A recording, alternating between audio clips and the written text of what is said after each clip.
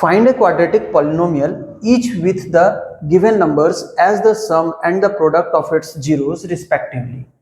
यहाँ पर इस क्वेश्चन में हम लोग को एक क्वाड्रेटिक पॉलिनोमियल निकालना है जिसका जीरोस जो है दिया हुआ है। मींस क्या है, ये सम ऑफ जीरोस ये वाला दिया हुआ है, पहले सम ऑफ जीरोस है, उसके बाद उसके दिया हुआ है प्रोडक्ट ऑफ जीरोस। तो ये सम ऑफ जीरोस हो गया, ये प्रोडक्ट ऑफ जीरोस हो गया।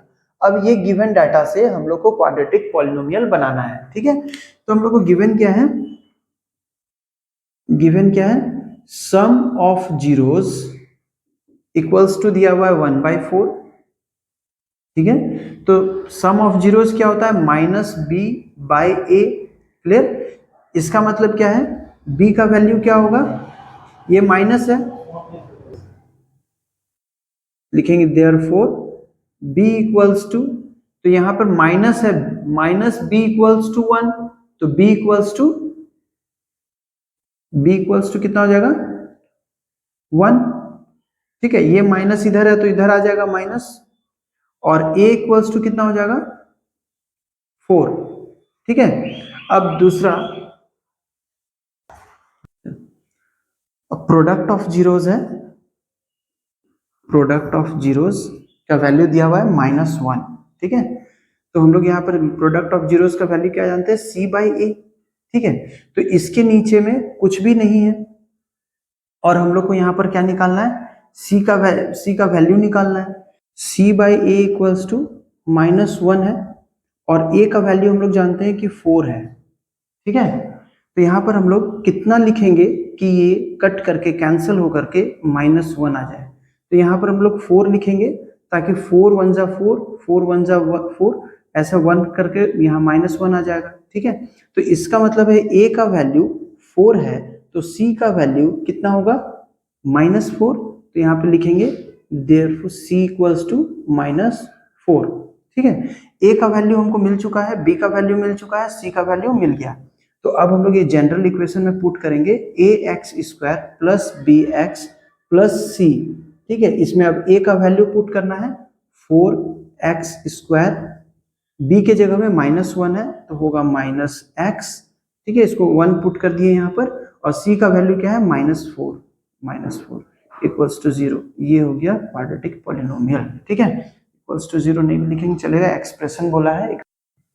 सम ऑफ जीरोस दिया है √2 और product of zeros alpha into beta equals to दिया है 1/3। क्लियर, तो इसका वैल्यू होता है -b/a इक्वल्स टू √2। ठीक है, और यहाँ पर दिया है c/a इक्वल्स टू 1/3। तो यहाँ पर हमको क्लियर दिख क्या रहा है कि a का वैल्यू कितना है, 3 दिया हुआ है, तो a का वैल्यू है 3, c का वैल्यू 1, तो b का वैल्यू कितना होगा। ठीक है, तुमको यहाँ पर दिख रहा है इसका वैल्यू कितना है, 1 लिखा है। अगर a का वैल्यू 3 है तो c का यहाँ पर b का वैल्यू कितना हो जाएगा, अगर हम यहाँ पर 3 मल्टीप्लाई करते हैं, ऊपर में भी 3 मल्टीप्लाई करेंगे और नीचे में भी 3 मल्टीप्लाई करेंगे, तब यहाँ पर क्या होगा, a का वैल्यू 3 हो जाएगा। ठीक है, तो इसको मल्टीप्लाई करने पर b का वैल्यू कितना आएगा, 3√2, और b के आगे माइनस लगा हुआ है, यहाँ पर माइनस नहीं है, इसका मतलब यहाँ पर माइनस लगेगा। ठीक है, तो b का वैल्यू कितना हो जाएगा, -3√2।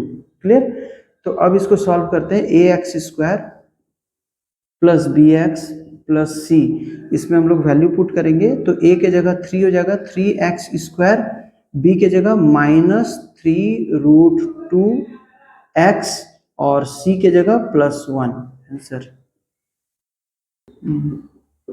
3 नंबर दिया हुआ है, alpha plus beta equals to 0 और alpha into beta equals to -5। ठीक है, तो अल्फा प्लस बीटा होता है -b/a इक्वल्स टू 0, और यहाँ दिया हुआ है c/a इक्वल्स टू √5। ठीक है, तो इसके नीचे कुछ भी नहीं है तो यहाँ पर 1 होगा, इसके नीचे 0 के नीचे कुछ भी नहीं है तो 1 होगा।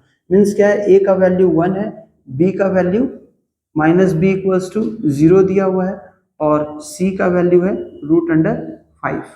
ठीक है, यहाँ पर इसलिए ऐसा है क्योंकि a का वैल्यू और a का वैल्यू दोनों में सेम है, इसलिए हम लोग को इसमें सॉल्व करने का जरूरत नहीं पड़ रहा है। c इक्वल्स टू √5 दे दिया है, ठीक है। तो यहाँ b का value minus b equals to 0 है, तो b इक्वल्स टू 0 होना चाहिए, -0 होना चाहिए, बट 0 माइनस में होता नहीं है, 0 का कोई साइन नहीं होता, इसलिए लिखेंगे b equals to 0। General equation में पुट करेंगे वैल्यू, a की जगह 1 तो 1x², b का वैल्यू 0 है तो +0 × x, और c का वैल्यू है √5।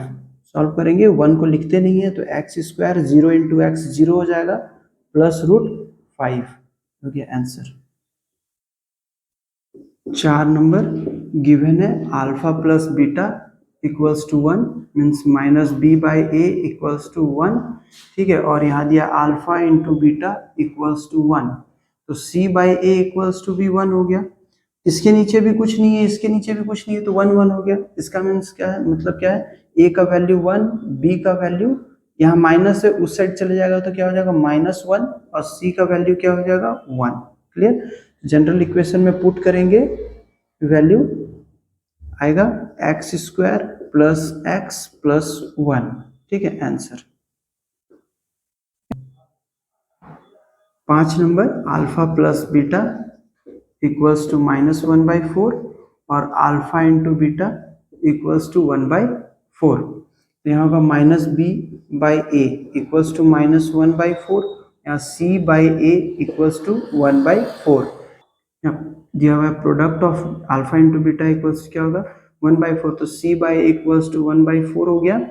अब यहाँ पर a का वैल्यू क्या है 4 है, और यहाँ पर भी a का वैल्यू 4 है, दोनों में अगर सेम है तो हम लोग को कोई भी प्लस माइनस इंटू डिवाइड नहीं करना है, सीधा से यहाँ पर आ जाएगा वैल्यू, a का वैल्यू 4, b का वैल्यू यहाँ भी माइनस है वहाँ भी माइनस है, कैंसिल हो जाएगा, b का वैल्यू 1, c का वैल्यू 1।